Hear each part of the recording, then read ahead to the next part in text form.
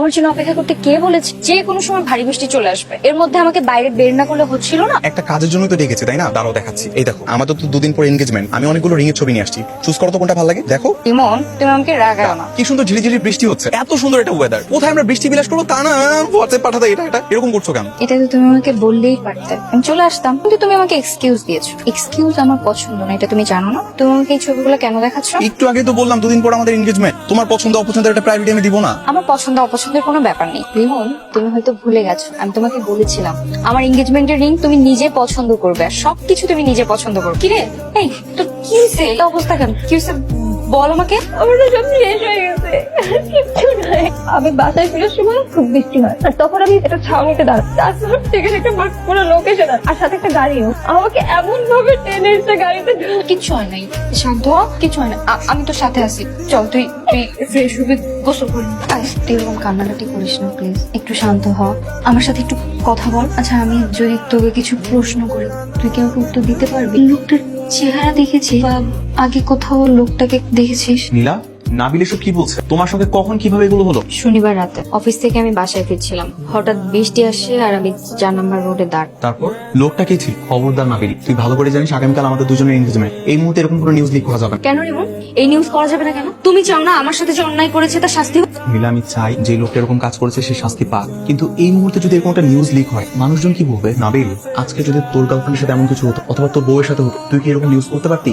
রিমন, আমি তোমার বউ হইনি, আর আমি এমন কাউকে আমার জীবনের স্বামী হিসেবে চাইও না যে আমার সাথে হওয়া অন্যায়ের বিরুদ্ধে প্রতিবাদ না করে উল্টো অন্যায়কে ঢাকার চেষ্টা করে, ধামাচাপা দেওয়ার চেষ্টা করে। আমাদেরকে না জানিয়ে তুই দেশকে জানিয়ে দিলি। পরিস্থিতি এমন ছিল, ভেবেছি বাসায় যাওয়ার পর জানাবো। বাসায় গিয়ে জানাবে। এখন বাসায় গিয়ে জানি আর কি হবে? তোর সাথে কি ঘটেছে পুরো দেশ জেনে গেছে। এখানে আমার লজ্জা পাওয়ার কি আছে বাবা? আমি কি কাউকে ধর্ষণ করেছি? বাবা, আমি ভিকটিম, আমি কেন লজ্জা পাবো? লজ্জা পাবে ধর্ষক, ধর্ষকের পরিবার। অন্যায় হলো আমার সাথে, শাস্তিও আমি পাবো। বাবা, এটাই তোমার সমাজের বিচার? তুই তো ভুলে গেছিস মা, তোর বিয়ের কথাবার্তা হচ্ছে, জানে না এখন ওই পক্ষ কি মতামত দেবে। তুই বাসা চল, পরে ঠান্ডা মাথায় জেনে বুঝে সিদ্ধান্ত নেওয়া যাবে। এইরকম একটা মেয়ের সাথে আমি কখনই তোকে বিয়ে দেবো না। মা, এখানে অসম্ভবের কি আছে? আর তুমি এরকম ভাবে ভাবছো কেন? তুমি শুধু মনে করো ওর সঙ্গে কিছুই হয় নাই, ও আগের মতোই আছে। গোটা দুনিয়াটা জেনে গেছে আর আমরা না জানার ভান করবো, ঘেন্নার চোখে দেখাবে।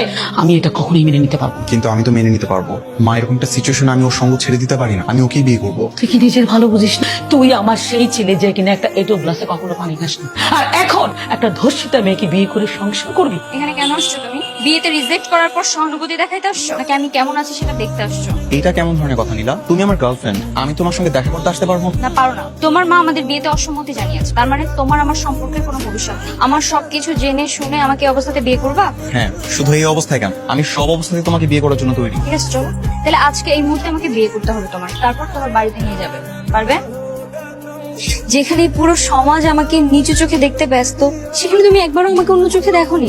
তুমি এই সমাজ, তোমার মায়ের কথা তোয়াক্কা না করে তুমি তোমার ভালোবাসার মর্যাদা দিলে, আমাকে সম্মান দিলে, আমাকে বিয়ে করলে। তোমার সাথে যা কিছু হয়েছে না, এগুলোর পেছনে তোমার কোনো দোষ নাই। আর যত কিছু হয়ে যাক না কেন, তুমি শুধুই আমার। এই জন্য কি তোমার প্রতি আমার সম্মান অনেক বেড়ে গেছে। চলো বাড়ি যাই। ওই দেখ, ওই সেই দোষীটা মেয়েটা না? ভাই, ওই মায়ের তো দেখতেছি লজ্জা শরম তো নাই। লজ্জা শরম যদি থাকতো এবার মুরকা ছাড়া বেরিতো। আরে পোলাটাই কেমন, এটা দোষীটা মেয়ের সাথে আড্ডা দিতেছে, গল্প করতেছে। আর দুনিয়া রে। নীলা, বাসায় চলো। আপনার বোনের নাম যেন কি? ও বোন নেই? ধরেন বোন আছে, আর আপনার বোন একদিন বোরকা পরে স্কুলে যাচ্ছে, কিছু ছেলে পেলে তাকে তুলে নিয়ে গিয়ে রেপ করলো। এরপর আপনারা ভাই হিসেবে কি করবেন?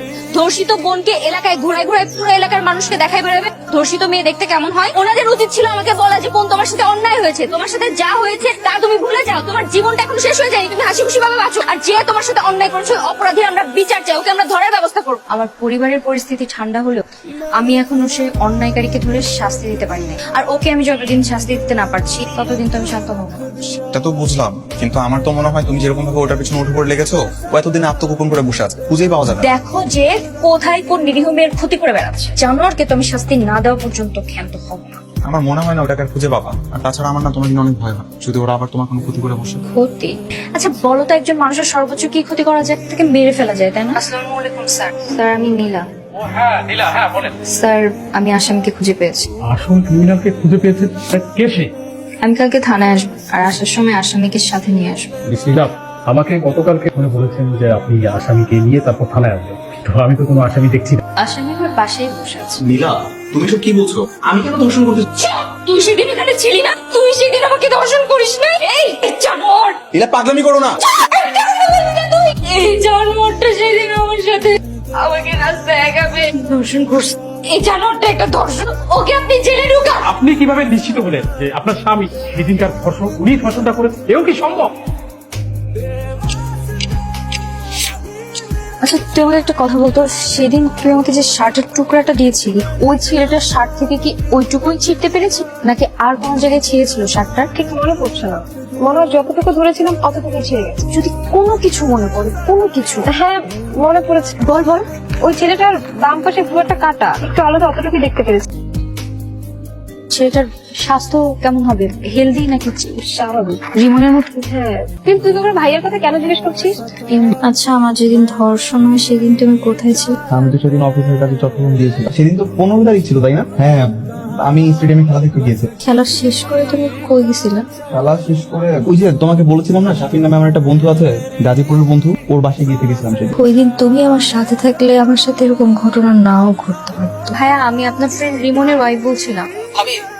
ভাইয়া রিমন আপনাদের বাড়িতে লাস্ট কবে গেছিল বলতে পারবেন? আর বললেন না ভাবি, ও তো মহাব্যস্ত, 6 মাস ধরে আমাদের বাসায় আসে না। কত করে বললাম বাসায় আসতে। এখন আপনি কি করবেন? তুমি তো আপনার স্বামী। আমি দৃষ্টান্তমূলক শাস্তি চাই। অফিসার, আইন অনুযায়ী নীলা আমার স্ত্রী। আমি আমার স্ত্রীর সাথে যাই করি না কেন, তার জন্য আমার শাস্তি কিসের? আমি তো কোনো শাস্তি ডিজার্ভ করি না। শাস্তি তো হবে, কারণ তুমি ঘটনা অনুযায়ী আমার সাথে যা করেছো সব বিয়ের আগে, সুতরাং সেটা রেপ। তুমি এরকম ভাবে মিথ্যা প্ররোচনা আমাকে ফাঁসাতে পারবে না। এই আইনের ফাঁকফোকর দিয়ে যে কোনো মূল্যে হোক আমি বের হয়ে যাব। স্যার প্রমাণ পেয়েছেন না? এত সোজা না, টাইম উঠছে। আইনের কোন ফাঁক ফোকর দিয়ে বের হওয়া সেটা আমিও দেখবো, কথাটা মনে রাখে। আমাকে যে ধর্ষণ করেছিল আজ সে ধরা পড়েছে। প্রত্যেকটা ধর্ষকের বিচার হওয়া উচিত, শাস্তি পাওয়া উচিত, এবং ধর্ষকের শাস্তি সবার আগে ধর্ষিতা চাওয়া উচিত। আর তাই সমাজ আর পরিবারের সবার আগে ধর্ষিতার পাশে এসে দাঁড়ানো। আমি নীলা, আজ আমি নিজেকে নিয়ে গর্ববোধ করছি, কারণ আমি আমার বিরুদ্ধে অন্যায়ের প্রতিবাদ করতে পেরে। আমার জন্য আর কত নীলা, এখন আর আমি ভয় পাই না। এখন আমি আমার নিজেটা বলতেছি। আসলে সেদিন নীলা ধর্ষণ হয়নি, হয়েছিলাম আমি। লোক, পরিবার, লজ্জা আর এই সমাজের ভয়ে সেদিন আমি কিছুই বলতে পারি, কিন্তু আমার হয়ে আমার বান্ধবী নীলা এই যুদ্ধে লড়াই করেছে। কিন্তু এখন আমি নিজের যুদ্ধ নিজেই করব। আমি একজন ধর্ষিতা, আমাকে ধর্ষণ করেছে রিমো। আমার স্বামী একজন ধর্ষক, আর ধর্ষকের বিচার হওয়া উচিত।